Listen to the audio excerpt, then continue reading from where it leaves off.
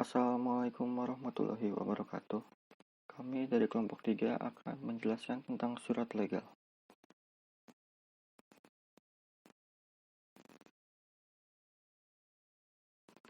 Baik, yang pertama yaitu definisi dari surat legal sendiri, yaitu surat legal adalah surat yang memiliki kekuatan hukum, bisa berkaitan dengan bisnis, dinas, maupun pribadi. Semua surat legal ditulis dengan bahasa yang sangat formal dan gaya yang tegas.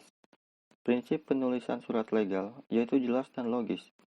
Jelas artinya spesifik dan tidak menimbulkan salah tafsir karena adanya makna ganda, sedangkan logis maksudnya surat yang dibuat harus memiliki dasar yang jelas dan bisa diterima akal. Jenis-jenis dari surat legal itu yang pertama ada surat keputusan, yang kedua surat perjanjian, yang ketiga surat tugas, yang keempat surat kuasa, dan yang terakhir berita acara. Selanjutnya saya akan menjelaskan tentang surat keputusan. Definisi dari surat keputusan yaitu surat keputusan adalah surat yang berisi suatu keputusan yang dibuat oleh pimpinan suatu organisasi atau lembaga pemerintahan berkaitan dengan kebijakan organisasi atau lembaga tersebut. Surat keputusan terdiri dari beberapa unsur. Yang pertama yaitu konsideran. Konsideran adalah landasan atau dasar hukum dibuatnya keputusan tersebut. Pada bagian ini terdapat kata-kata seperti menimbang, mengingat, membaca, mendengar, atau memperhatikan. Adapun yang dimuatnya biasanya yaitu nama UU keputusan, peraturan, usul dan saran yang dirinci ke dalam subtopik. Sifatnya wajib karena tertera landasan hukum atau statuta setiap SK. Yang kedua yaitu desiseratum. Desiseratum adalah bagian yang berisi tujuan untuk apa surat keputusan itu dibuat. Setiap SK punya tujuan, dan tujuan itu bisa lebih dari satu ataupun lebih. Lalu yang terakhir yaitu ada diktum. Diktum adalah isi keputusan tersebut, ditandai dengan adanya kata memutuskan dan menetapkan. Terdapat beberapa pedoman dalam penulisan surat ini. Yang pertama yaitu bagian pembuka. Surat dibuka dengan ungkapan seperti menimbang, mengingat, membaca, mendengar, atau memperhatikan. Lalu yang kedua, bagian tengah. Bagian tengah itu menyampaikan keputusan yang akan dibuat. Lalu yang ketiga, bagian penutup. Penegasan, pelaksanaan, atau antisipasi bila terjadi kekeliruan atau perubahan keputusan yang telah dibuat. Lalu yang terakhir itu tembusan. SK selalu disertai dengan tembusan karena SK menyangkut banyak pihak yang harus diberitahu tentang adanya kebijakan baru tersebut. Ada beberapa hal yang harus kita perhatikan di dalam surat ini. Yang pertama itu kata menimbang. Kata menimbang merupakan pernyataan yang berisi tentang suatu pemikiran tentang dikeluarkannya keputusan tersebut. Lalu yang kedua, kata memperhatikan. Merupakan pernyataan tentang fakta, situasi, dan kondisi yang mendorong untuk dikeluarkannya keputusan tersebut. Lalu yang selanjutnya itu kata mendengarkan. Merupakan usul dan saran yang pernah disampaikan oleh pihak tertentu. Lalu yang keempat, kata mengingat. Merupakan pernyataan yang menyebutkan peraturan atau perundang-undangan yang melandasi dikeluarkannya keputusan tersebut. Lalu yang terakhir, kata memutuskan. Merupakan pernyataan yang merumuskan ketetapan atau kebijakan-kebijakan mengenai suatu yang berhubungan dengan pernyataan-pernyataan sebelumnya. Selanjutnya, ada tujuan dibuat atau dikeluarkannya surat keputusan. Yang pertama itu untuk menetapkan atau mengubah status seseorang anggota atau sesuatu barang material. Yang kedua, mensahkan berlakunya atau tidak berlakunya suatu tulisan dinas. Yang ketiga, membentuk, mengubah status dan atau membubarkan suatu kesatuan organisasi atau instansi atau badan lainnya.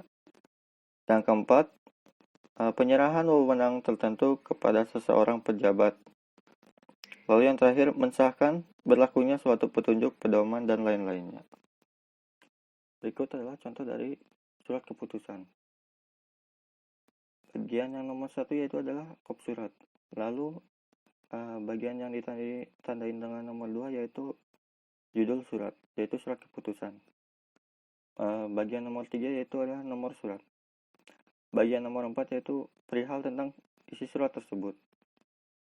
Lalu bagian yang kelima yaitu adalah bagian pembuka.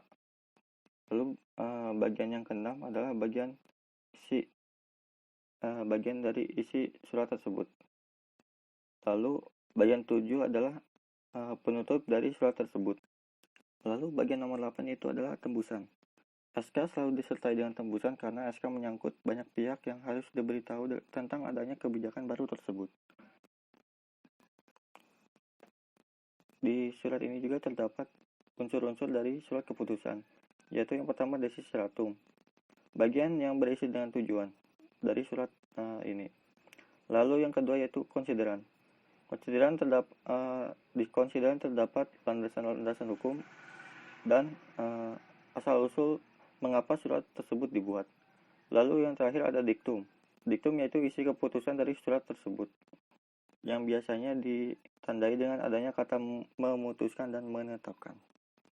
Meskipun surat keputusan pada dasarnya merupakan pernyataan kehendak seorang pimpinan, tetapi pimpinan tersebut sebelum memutuskannya harus lebih dahulu mengemukakan dasar-dasar hukum, peraturan, perundang-undangan yang melandasinya. Di samping itu, perlu pula seorang pimpinan mengemukakan pertimbangan-pertimbangan dan hal-hal lain yang mendorong perlunya diambil keputusan tentang sesuatu tersebut. Baik, di sini saya akan menjelaskan mengenai surat perjanjian. Pengertian dari surat perjanjian adalah surat yang isinya kesepakatan atau perjanjian tertulis antara kedua belah pihak mengenai hak dan kewajiban masing-masing pihak yang saling mengikatkan diri untuk melakukan atau tidak melakukan sesuatu. Istilah lain dari surat perjanjian ini adalah surat kontrak. Selanjutnya yaitu fungsi dari surat perjanjian. Yang pertama, surat perjanjian dapat dijadikan sebagai bukti otentik bahwa kita telah melakukan perjanjian. Yang kedua, dapat dijadikan acuan ketika menggugat seseorang yang telah melanggar kesepakatan. Yang ketiga, mengetahui dengan jelas batas hak dan kewajiban pihak yang bersepakat. Yang keempat, kita dapat menghindari perselisihan yang mungkin timbul di masa depan. Dan yang kelima, apabila terjadi perselisihan, maka surat perjanjian dapat dijadikan acuan untuk menyelesaikan perselisihan tersebut. Selanjutnya yaitu macam-macam surat perjanjian. Secara umum, surat perjanjian dibagi menjadi dua macam. Yang pertama, surat perjanjian otentik, yaitu surat yang dibuat, dihadiri, atau diketahui pejabat pemerintah sebagai saksi. Dan yang kedua, surat perjanjian di bawah tangan, yaitu surat perjanjian yang dibuat tanpa adanya saksi dari pejabat pemerintah. Selanjutnya yaitu syarat sahnya surat perjanjian. Yang pertama, surat perjanjian ditulis di atas kertas segel atau kertas biasa yang dibubuhi dengan materai. Yang kedua, surat ini harus dibuat dengan ikhlas, rela, dan tanpa paksaan dari manapun. Yang ketiga, isi surat harus dimengerti, jelas, dan terperinci, dan disetujui oleh pihak-pihak yang bersepakat. Yang keempat, pihak-pihak yang bersepakat harus sudah dewasa serta dalam keadaan waras dan sadar ketika membuat surat perjanjian. Dan yang terakhir, isi surat wajib tunduk kepada undang-undang dan norma susila yang berlaku. Ciri-ciri dari surat perjanjian yang pertama, surat perjanjian menjelaskan latar belakang kesepakatan. Yang kedua, membahas tentang mekanisme penyelesaian bila terjadi sengketa. Yang ketiga, surat perjanjian ditandatangani oleh kedua belah pihak maupun satu pihak. Yang keempat, adanya saksi yang menyaksikan serta menandatangani surat kontrak. Dan yang kelima, terdapat salinan surat kontrak. Yang keenam, surat perjanjian harus berdasarkan hukum, kesusilaan, serta mengikat kepentingan umum dan ketertiban. Yang ketujuh, objek surat perjanjian dalam surat kontrak disebutkan dengan jelas. Yang kedelapan, salah satu pihak yang terdapat dalam surat kontrak merupakan orang yang cakap. Yang kesembilan, judul kontrak dibuat secara singkat, padat, dan jelas. Dan yang terakhir, harus menyebutkan identitas yang terkait dengan jelas. Format penulisan surat perjanjian. Adapun format dari penulisan surat perjanjian ini yang pertama, judul surat perjanjian. Judul ini bergantung pada tujuan pembuatan surat tersebut. Misalnya, jika ingin membuat surat perjanjian kesepakatan jual-beli, maka judul dari surat ini yaitu Surat Perjanjian Jual-Beli Tanah, Bangunan, atau lainnya. Selanjutnya, yang kedua yaitu data pribadi pihak yang bersepakat. Data ini berisi kedua belah pihak yang melakukan kesepakatan. Data pribadi yang dimaksud yaitu misalnya nama lengkap, NIK, alamat, pekerjaan, hingga nomor telepon. Yang ketiga yaitu pasal-pasal atau rincian kesepakatan. Rincian perjanjian yang disepakati bersama oleh kedua belah pihak.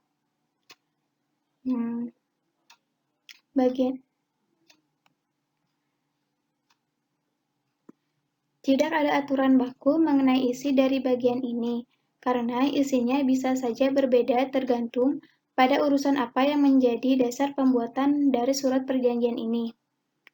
Yang keempat, penutup surat perjanjian. Paragraf ini berisi penutup untuk mengakhiri bagian rincian kesepakatan. Yang kelima, tanggal surat. Tanggal berapa dan di mana tempat surat perjanjian tersebut dibuat harus ditulis secara lengkap. Dan yang terakhir, yang keenam, nama terang, tanda tangan, kedua belah pihak serta saksi-saksi. Untuk menguatkan status surat perjanjian di hadapan hukum, bagian ini juga perlu diberi materai 6.000.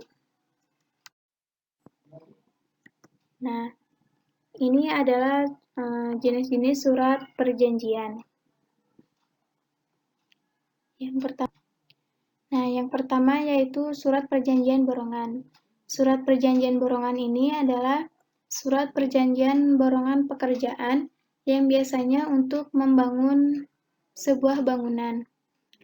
Seperti dilihat di contoh ini, di atas berisi judul dari surat perjanjian tersebut dan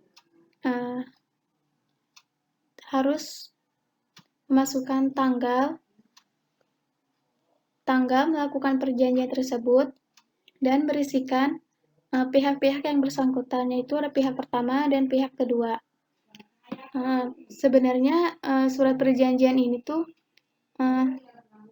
ada beberapa lembar yang berisi pasal-pasal tersebut. Cuman karena terbatas, jadi hanya satu lembar, yaitu hanya bagian depan suratnya saja. Pasal-pasalnya tidak diikuti. Selanjutnya yaitu surat perjanjian sewa beli angsuran.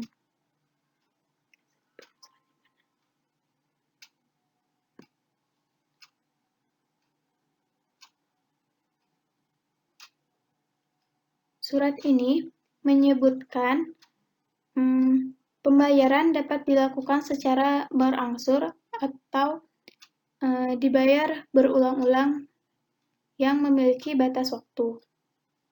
Seperti pada surat perjanjian lainnya, berisikan judul dari surat ini dan ada identitas dari kedua belah pihak, yaitu surat perjanjian jual beli. Nah, tadi seperti pada formatnya ada judul surat, seperti surat perjanjian jual beli tanah dan identitas kedua belah pihak dan persyaratan tanda tangan. Selanjutnya yaitu surat perjanjian sewa menyewa. Surat ini berisi persetujuan antara penyewa dan yang menyewakan, di mana pihak menyewa membayar sejumlah uang atas pemakaian barang tertentu milik yang menyewakan.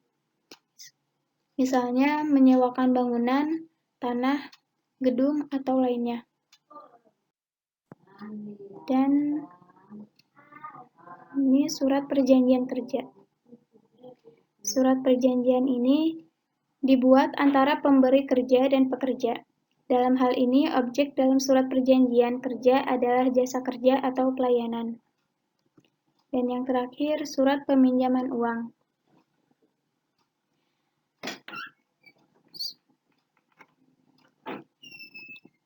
Surat peminjaman uang yaitu surat yang dibuat oleh kedua belah pihak untuk peminjaman sejumlah uang. Baik, itulah penjelasan saya mengenai surat perjanjian.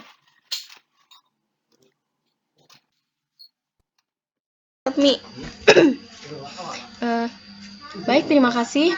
Selanjutnya, saya Nina Mainjani. Saya akan menjelaskan tentang surat tugas. Yang pertama yaitu definisi surat tugas.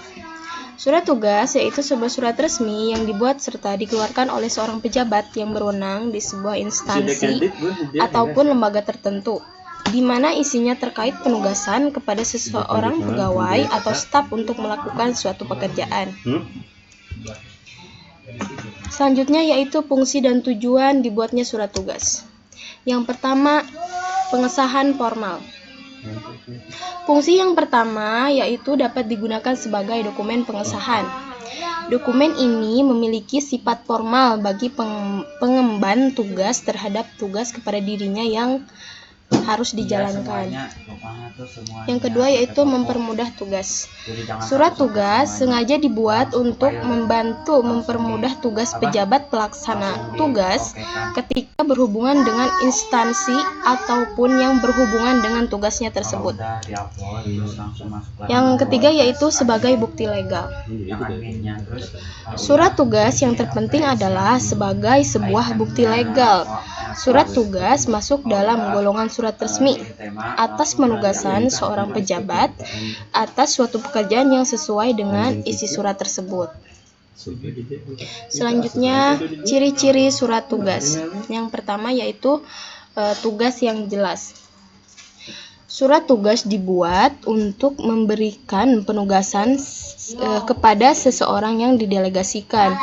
Di dalam surat tugas juga harus dijelaskan tentang adanya penugasan secara jelas dari pimpinan kepada pegawai atau stafnya untuk pekerjaan tertentu. Yang kedua yaitu gunakan bahasa baku dan resmi. Surat tugas masuk dalam kategori surat resmi, sehingga dalam pembuatannya surat tugas harus menggunakan bahasa baku, menggunakan bahasa yang baku atau resmi, serta isinya perlu dibuat dengan singkat, padat, dan jelas. Surat tugas harus lugas. Lugas artinya bahasa yang digunakan tidak mubazir, tidak banyak kata sehingga berbasa-basi, dan juga harus mengikuti perkembangan bahasa surat tugas. Yang ketiga yaitu kelengkapan bagian surat tugas. Di dalam surat tugas, isinya harus dilengkapi dengan kop surat, nomor surat, judul surat, isi surat, tanggal, nama dan juga tanda tangan pejabat pemberi tugas beserta nama dan tanda tangan si penerima tugasnya. Yang keempat yaitu isi surat. Selain kelengkapan setiap bagiannya, dalam sebuah surat tugas juga perlu memperhatikan isinya. Isi sebuah surat tugas harus terdapat identitas pejabat atau atasan beserta identitas pegawai atau staf yang diberi tugas. Kemudian, di dalamnya juga memuat materi tugas yang akan diemban bawahan secara singkat, jelas, dan tegas. Dan juga terdapat isi mengenai tugas yang diberikan. Pertanggungjawaban beserta jangka waktu pelayanan tugas. Yang kelima yaitu stempel instansi. Ciri sebuah surat tugas yaitu pemberian tugas oleh instansi tertentu kepada stafnya untuk mengetahui sebuah instansi tersebut resmi atau tidak. Maka surat tugas yang dibuat harus dibubuhi dengan stempel instansi yang mengeluarkan surat tersebut. Selanjutnya bagian-bagian surat tugas. Dalam pembuatan surat tugas terdapat beberapa bagian cukup penting yang harus dibuat secara berurutan. Bagian ini menjadi komponen dalam berdirinya surat tugas yang dibuat. Berikut ini adalah bagian-bagian di dalam sebuah surat tugas yang baik dan benar. Yang pertama yaitu kepala surat atau kop surat. Kop surat terletak di atas tengah. Dalam kop surat, isinya berupa nama instansi, nomor telepon, alamat, dan juga logo instansi. Selanjutnya, judul dan nomor surat. Setelah kop surat terdapat judul, yaitu surat tugas. Di bawah judul, tepat di bawahnya adalah nomor surat. Nomor surat berisi pembuatan kode surat, yaitu tulisan nomor urutan, kedudukan surat, bulan, dan tahun. Selanjutnya, lampiran surat. Lampiran menandakan jumlah lembar kertas, maksud saya jumlah lembar berkas yang dikirimkan. Untuk lampiran ini dapat diisi jika di dalam surat tersebut diikutkan lembar lain, contoh lampiran 3 lembar, seperti itu. Selanjutnya, hal atau perihal surat. Hal ini berisi tujuan surat tugas dibuat tentu mempunyai maksud untuk menunjukkan dengan segera kepada penerima tentang isi surat. Selanjutnya, alamat surat. Kepada siapa di mana surat tersebut diberikan. Contohnya yaitu kepada yang terhormat Bapak Joko Santoso, SPD Jalan Mataram 125 Yogyakarta. Selanjutnya, isi surat. Isi surat terbagi menjadi 3 bagian. Yang pertama yaitu pendahuluan, kedua isi surat, dan yang terakhir adalah penutup. Yang terakhir yaitu penutup. Bagian akhir dari surat tugas adalah penutup. Bagian ini berisi nama dan tanda tangan si pengirim surat. Ini adalah contoh atau macam-macam surat tugas, yaitu ada surat tugas guru, ada juga surat tugas perusahaan, dan juga ada juga surat tugas karyawan. Ini adalah contoh surat tugas karyawan. Saya akan menjelaskan urutan cara membuat surat tugas yang baik dan benar. Yang pertama yaitu kepala surat atau kop suratnya, yaitu yang ini. Yang kedua yaitu judul surat. Judul surat yaitu surat tugas. Dan yang ketiga itu nomor surat. Harusnya di sini ada nomor surat, tapi di contoh ini tidak dimasukkan nomor suratnya. Yang keempat yaitu identitas pejabat si pemberi tugasnya. Yang kelima, identitas pegawai atau staf si penerima tugas. Si penerima tugasnya. Yang keenam yaitu isi surat tugas yang menjelaskan tentang pekerjaan yang harus dilaksanakan si penerima tugas, jangka waktu, dan pertanggungjawaban. Jadi harus jelas jangka waktu dan pertanggungjawabannya di dalam isi surat tersebut. Yang ketujuh yaitu keterangan tempat dan waktu si pemberi tugas. Harus jelas juga keterangan tempat dan waktunya. Ya, dan yang terakhir yaitu kolom tanda tangan pemberi tugas dan si penerima tugas. Jadi harus ada tanda tangan si pemberi tugas dan juga si penerima tugasnya. Mungkin itu saja yang dapat saya sampaikan, kurang lebihnya mohon maaf. Selanjutnya saya kembalikan kepada teman saya yang akan menjelaskan tentang surat tugas lainnya.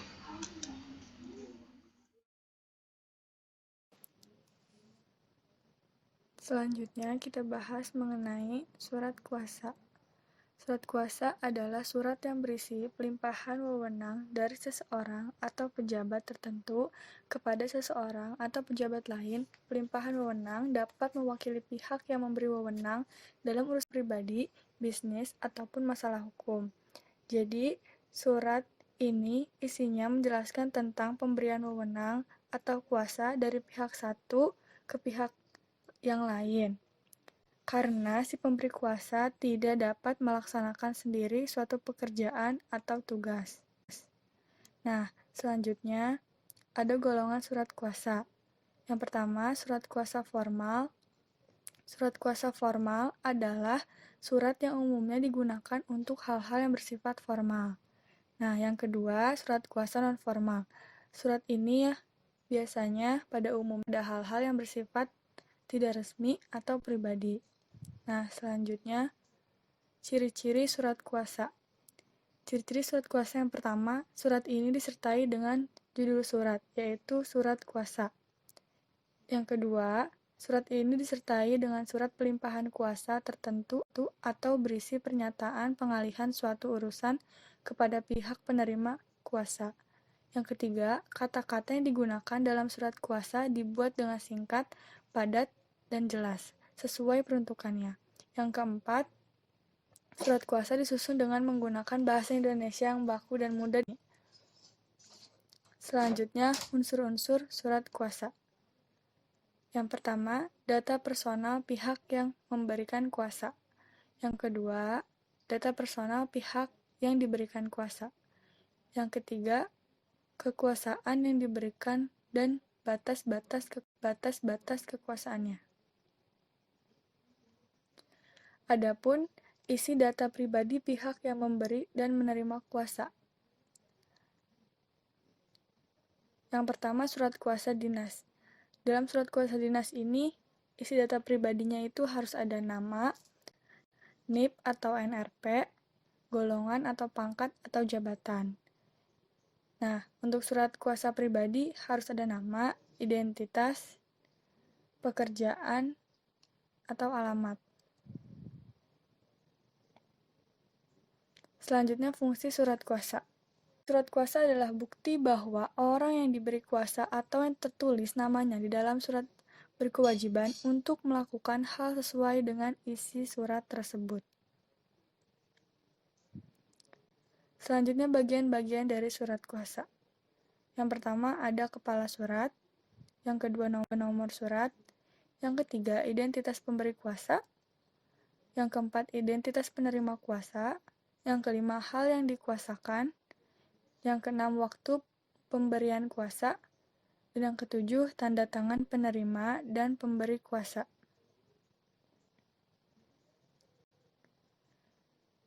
Hal-hal yang perlu dicantumkan dalam membuat surat kuasa. Yang pertama, pemberi dan penerima surat sudah dewasa dalam keadaan sehat jasmani dan rohani. Yang kedua, penerima kuasa sebaiknya orang yang dapat dipercaya. Yang ketiga, penerima yang jumlahnya 1 orang tidak perlu diberi nomor surat.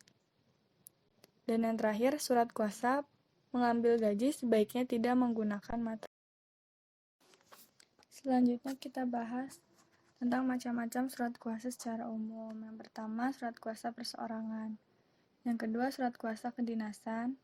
Yang ketiga, surat kuasa istimewa. Surat kuasa perseorangan adalah surat kuasa yang dibuat oleh seseorang atau pemberi kuasa dan diberikan kepada orang sebagai penerima kuasa untuk melakukan suatu hal yang berhubungan dengan kepentingan si pemberi kuasa. Contohnya surat kuasa pengambilan barang, surat kuasa pengambilan gaji pensiun, surat kuasa pengambilan dokumen kependudukan, dan lain sebagainya. Yang kedua itu surat kuasa kedinasan. Surat kuasa kedinasan adalah surat kuasa yang dibuat oleh suatu instansi atau perusahaan kepada seorang pegawainya atau pejabat tertentu untuk melakukan pekerjaan yang berhubungan dengan kepentingan instansi atau perusahaan tersebut. Contohnya, surat dinas workshop sosial media di sekolah, surat dinas keluar kota di perusahaan swasta, dan surat dinas pemberitahuan cuti bersama. Yang ketiga, surat kuasa istimewa. Surat kuasa istimewa adalah surat kuasa yang diberikan kepada pihak lain untuk mewakili pemberi kuasa.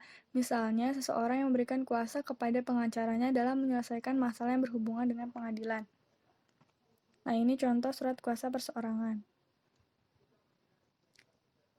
Yang pertama, sesuai dengan salah satu cirinya surat kuasa yaitu berjudul surat kuasa. Nah, jadi setiap surat kuasa itu harus ada judulnya surat kuasa.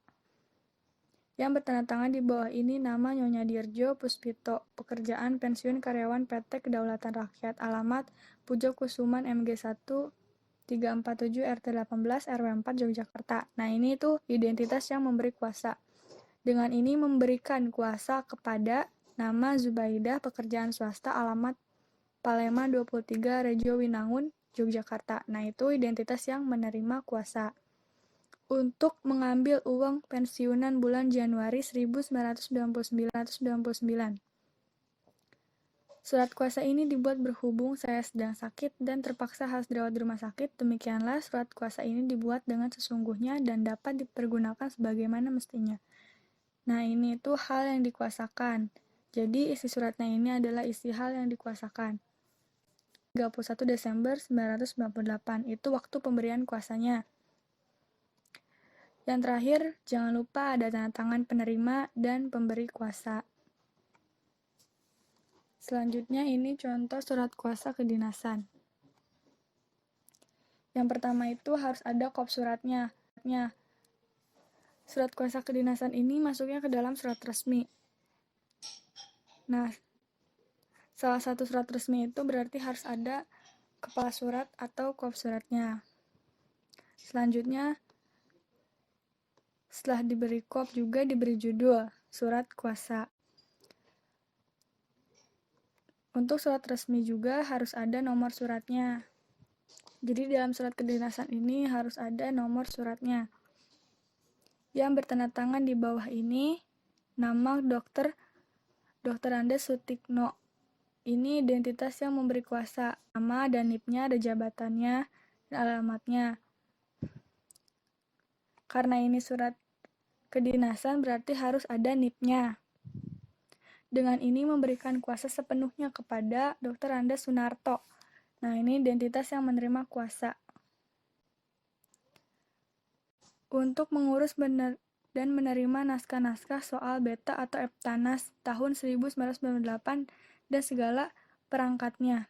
Demikianlah surat kuasa ini dibuat dengan sesungguhnya berhubung kami sedang mengikuti penataran di Jakarta. Nah, isi suratnya ini hal yang dikuasakan. Ada waktu pemberian kuasanya Yogyakarta 24 Mei 1998. Dan jangan lupa ada tanda tangan penerima dan pemberi kuasa disertai dengan NIP. Jadi untuk surat kedinasan ini karena dia masuk surat resmi, harus ada kepala atau kop surat, harus ada nomor surat, dan harus ada NIP-nya. Nah, selanjutnya ini contoh surat kuasa istimewa. Sama seperti surat-surat sebelumnya, ada judulnya surat kuasa. Yang bertanda tangan di bawah ini Haji Muhammad Sueb. Itu identitas yang memberi kuasa, ada nama, umur, alamat, pekerjaan, selaku pemberi kuasa atau disebut pihak pertama, dan selanjutnya. Memberi kuasa kepada nama Anwar Marzuki SH. Itu identitas yang menerima kuasa. Selaku penerima kuasa atau disebut pihak kedua. Jadi pihak keduanya ini Pak Anwar Marzuki, pihak pertamanya Haji Muhammad Sueb. Haji Muhammad Sueb ini itu berisi identitas yang memberi kuasa. Anwar Marzuki sebagai pemberi kuasanya juga itu identitas yang menerima kuasa. Dengan ini pihak pertama memberi kuasa sepenuhnya kepada pihak kedua untuk menghadap Pengadilan Negeri Yogyakarta guna menyelesaikan pembagian harta benda warisan tanah yang terletak di Desa Sendangsari seluas 20 hektar. Nah, ini sampai dengan demikian surat kuasa ini dibuat berhubung yang bersangkutan telah berusia lanjut dan surat kuasa ini dapat dipergunakan sebagaimana mestinya sampai dengan waktu masalah ini dinyatakan selesai dengan tuntas. Nah, itu hal-hal yang dikuasakan. Yogyakarta 20 Februari 1999 waktu pemberian kuasanya. Dan yang terakhir ada tanda tangan penerima dan pemberi kuasa. Adapun contoh-contoh lain dari surat kuasa yaitu surat kuasa pengambilan dokumen kependudukan, surat kuasa pengambilan penetapan ahli waris, surat kuasa pencairan uang, surat kuasa penjualan, surat kuasa pengambilan keputusan politik, dan yang terakhir surat kuasa pengambilan keputusan usaha. Oke, saya Nadila Miftahul Ulia. Saya di sini akan menjelaskan mengenai berita acara. Berita acara adalah catatan laporan yang dibuat mengenai waktu terjadi, tempat, keterangan atau petunjuk lain tentang suatu perkara atau peristiwa. Jadi, berita acara itu seperti macam catatan atau laporan yang berisi pernyataan dalam suatu acara, peristiwa, atau insiden. Seperti itu. Terus juga berita acara itu biasanya difungsikan sebagai bukti legal suatu kejadian tertentu. Dan si berita acara ini dia juga memiliki peran terpenting dalam masing-masing instansi. dan dari instansi tersebut akan menggunakan berita acara sebagai bukti otentik suatu kegiatan yang dilakukan. Oke, selanjutnya ada fungsi berita acara. Berita acara memiliki peran penting dari sebuah instansi atau pemerintah. Berikut ini ada beberapa fungsi dari berita acara sendiri, yaitu yang pertama, menjadi bukti legal tertulis atas sebuah transaksi atau peristiwa tertentu. Yang kedua ada sebagai keabsahan suatu kegiatan yang telah dilakukan. Yang ketiga ada sebagai bukti otentik. Di sini bukti otentiknya itu bukti otentik suatu kegiatan yang dilakukan oleh penerima tugas, dan si penerima tugas akan membuktikan bahwa ia menyelesaikan tugasnya dengan pembuktian hasil dari suatu kegiatan sebagai notulen. Kemudian, bagian-bagian yang umum terdapat pada berita acara. Yang pertama, keterangan pihak yang bertransaksi, nama, alamat, jabatan, dan keterangan lainnya. Yang kedua, barang atau jasa yang ditransaksikan, nama, jumlah, dan lain sebagainya. Yang ketiga, waktu, tanggal, hari, dan jam. Yang keempat, tempat, nama jalan, gedung, nomor rumah, dan lain sebagainya itu secara lengkap. Dan kemudian penjelasan sedikit, kalau semua surat legal itu ditulis dengan bahasa yang sangat formal dan gaya yang tegas. Prinsip penulisannya itu adalah jelas dan logis. Di sini jelas artinya itu adalah surat legal yang dibuat itu harus spesifik dan tidak menimbulkan salah tafsir karena adanya makna ganda. Dan kemudian yang dimaksud logis itu di sini artinya surat legal yang dibuat itu harus memiliki dasar yang jelas dan bisa diterima akal.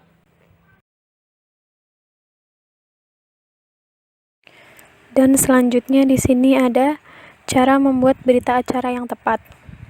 Yang pertama ada acara kegiatan diberikan secara terperinci, seperti peletakan nama, tempat tanggal, tanggal lahir, alamat rumah, dan lain-lain itu berada dalam tata urutan yang tepat. Ini dapat memberikan keabsahan informasi yang ada seperti halnya nomor identitas. Yang kedua, urutan waktu, kronologi, dan latar belakang harus setara dan jelas juga. Yang ketiga ada tempat peristiwa juga perlu dicatat, seperti alamat lengkap, mulai dari kode pos, dan lain-lain. Yang keempat ada tanda tangan dari pihak-pihak yang terlibat dalam acara. Yang kelima ada harus memiliki saksi ketika dibutuhkan untuk keabsahan suatu berita. Yang keenam, memiliki kesepakatan dalam berita acara, seperti terima barang, jabatan, dan pekerjaan yang lebih rinci. Dan juga kita itu sebelum membuat surat berita acara, sebaiknya itu sebelumnya kita membuat kerangka dan kelengkapan informasinya dulu ya, agar lebih mudah. Hal ini digunakan untuk mengantisipasi berita yang mengandung hoaks atau penipuan, sehingga berita acara yang dibuat memiliki hak tanggung jawab yang besar. Selanjutnya ada contoh berita acara. Berita acara biasanya akan memiliki pola berbeda dan tata urutan yang berbeda pula, di mana masing-masing teks akan memiliki isi informasi yang berbeda juga, sehingga akan ada perbedaan dan macamnya. Berikut macam-macam dari berita acara yang ada. Yang pertama ada berita acara serah terima barang. Lalu yang kedua ada berita acara rapat. Yang ketiga ada berita acara kegiatan. Yang keempat ada berita acara bencana alam. Yang kelima ada berita acara kehilangan. Dan ada lagi berita acara kerusakan barang, berita acara kegiatan, berita acara negosiasi harga, dan masih banyak lagi. Berikut adalah contoh surat berita acara. Di sini saya ambil berita acara kejadian ya. Yang pertama di sini bisa dilihat ada kop surat. Kop suratnya dari Kepolisian Negara Republik Indonesia, Kepolisian Daerah Sumatera Utara, Kepolisian Resort Kota Besar Medan. Dan kemudian di bawahnya tertuliskan ada alamat lengkap. dan juga nomor telepon. Kemudian di bawahnya lagi dia ada keterangan ini tuh surat berita acara apa. Nah, di sini ada surat berita acara kejadian dan di bawahnya sudah ada nomor polresnya, sudah ada nomornya. Kemudian di bawahnya ini ada keterangan waktunya ya. Di sini diketahui waktunya itu hari Senin. Hari ini Senin 6 November 2019 pukul 9 WIB. Nah, kemudian di bawahnya ada data diri salah satu nama anggota Polres ya yang menerima informasi kejadian dari saksi. Di sini data dirinya harus ditulis. Kemudian selanjutnya di sini dituliskan ya, di sini laporan tentang apa? Laporan tentang kejadian apa? Di sini laporan tentang kejadian pencurian. Kemudian selanjutnya kita buat isinya. Di sini isinya harus juga tertulis yang memberi informasi atau saksi kejadian dan profesinya sebagai apa. Di sini tertulis sebagai wirausaha. Kemudian selanjutnya ada keterangan telah terjadi kejadian apa di mana. Di sini dijelaskan secara lengkap. Terus kemudian ada kita bisa juga menambahkan informasi tambahan ya mengenai kejadian ini itu bisa ditambah atau tidak, itu bebas. Kalau di sini ada informasi tambahannya. Terus kemudian ada penutup surat ya, itu pasti ada. Terus kemudian ditandatangani oleh si pembuat surat berita acara dan diberi nama gitu.